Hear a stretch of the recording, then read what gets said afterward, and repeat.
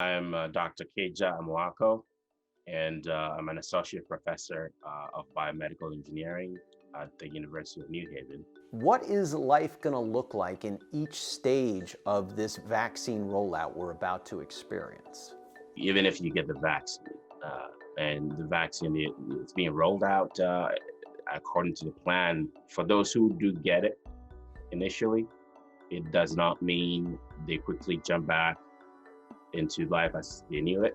They still have to wear their mask and make sure they follow the CDC guidelines. So if a group of people have been vaccinated and you haven't, still you have to, those that haven't been vaccinated have to follow the CDC guidelines of wear a mask, social distancing, personal hygiene, and what have you. It's gonna take some time, and it's really exciting that we have 3 vaccines in the works, and we just have to be patient. And when we get to our turn to get the vaccine, we get it. If it's a 2-dose vaccine, we make sure that we don't take the mask off after the first dose. We wear the mask until we get the second dose in, and then even after that, we have to make sure that after you get your second dose, you don't remove the mask yet, because it takes time for the vaccine to work in your body to develop the antibodies that you need to protect yourself.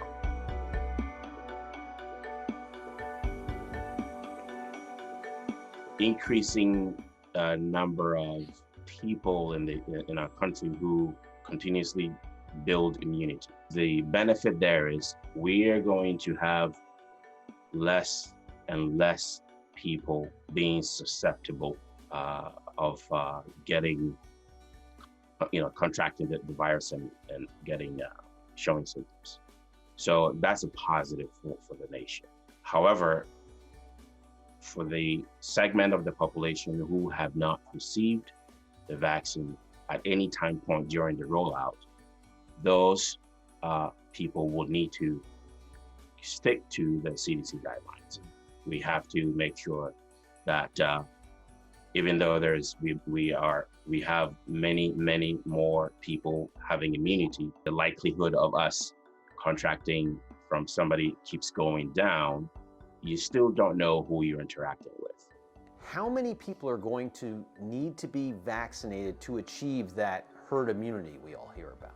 Ideally, we want everyone to get vaccinated, right? And so that we completely eliminate any potential flare-up in communities or different populations. So that is the ideal. However, if we are able to even vaccinate 50 to maybe 60% of the population rapidly, we can, get to the point where the number of new cases do go down. Then what does that do? That helps our hospitals to have the capacity to help and to take care of people who may get infected. I think we have the capacity to make 350 million vaccines. Now, US is leading in the forefront of the vaccine. And so, yes, we do have the obligation to look at how we may help other countries who may not, have the resources. Once we are able to actually start delivering these vaccines, and we have the production platform well thought out, we can scale up.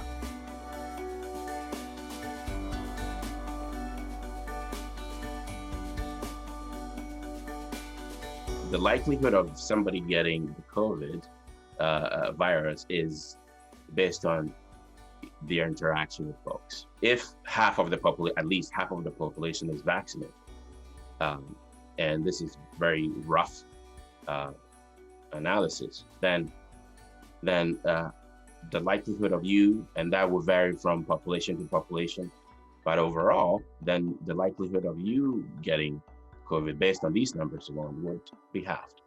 We want to achieve high numbers of vaccination as quickly as possible.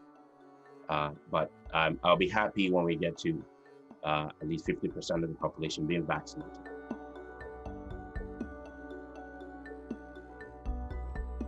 In terms of getting to the point where we can get back to a normal life, that requires a large scaling up of production of the vaccine, and also the way we handle the vaccine.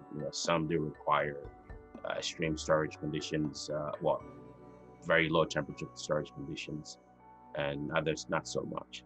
And public health experts have projected probably somewhere in May next year is where they see a large portion of this population being vaccinated. So we have to be patient. We just need to keep following the guidelines based on the projections made by CDC and folks from NIH. It appears that is when May, June, July is when we may return back to life the way it was pre-COVID days.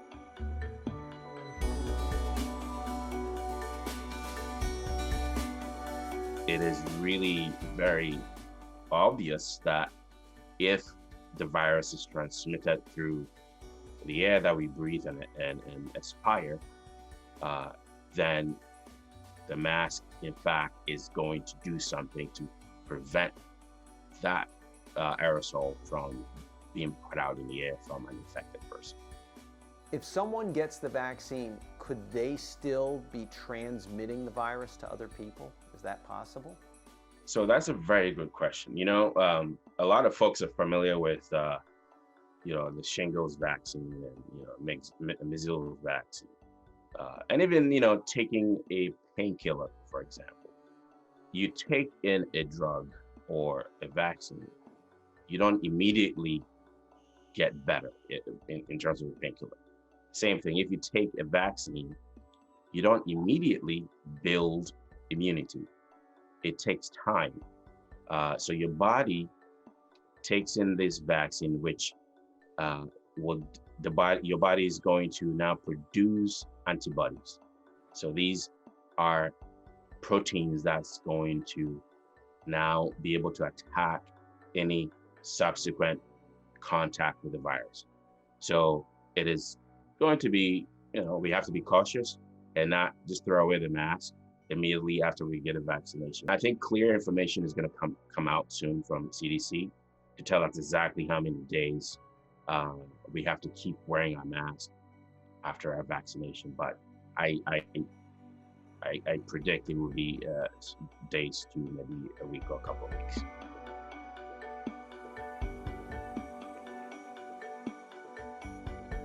If you are infected, for example, and you're not even showing symptoms, you could still be transmitting even after you receive the vaccine, because now what's going to happen is your cells are going to, turn into machines that would produce these proteins to enough of them so that those proteins can help you kill or defend against.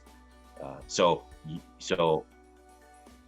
can have it in your system, the virus in your system, and the proteins are not enough to, quiet them down, and then you can pass it on to, you can transmit that.